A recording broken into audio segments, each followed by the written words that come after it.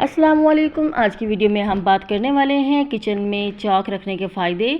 Kitchen में chalk क्यों रखना चाहिए, आज की वीडियो में मैं आपको ये बताने वाली हूँ। जी हाँ, वही चॉक जो हम ब्लैक बोर्ड वगैरह पर यूज़ करते हैं, इसे हम किचन में क्यों रखें।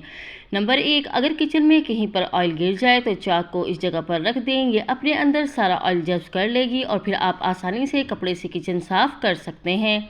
नंबर 2, ऑयल के डब्बे चिकने हो रहे होते हैं, अक्सर हाथ से फिसल जाते हैं। इनके लिए आपको चाहिए कि चाक के थोड़े से चूरे को ऑयल के डब्बे पर लगा दें ताकि जब आप इनको उठाने लगें तो यह हाथ से नहीं फिसलें।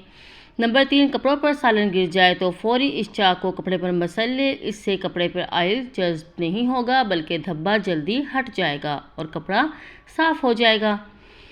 नंबर 4, सालन में ऑयल ज़्यादा हो गया है तो आप 1 चम्मच चाक के पाउडर को आधा चम्मच बेकिंग पाउडर में मिक्स करके खाने में डाल दें। इससे जायका भी बढ़ जाएगा और ऑयल भी कम हो जाएगा।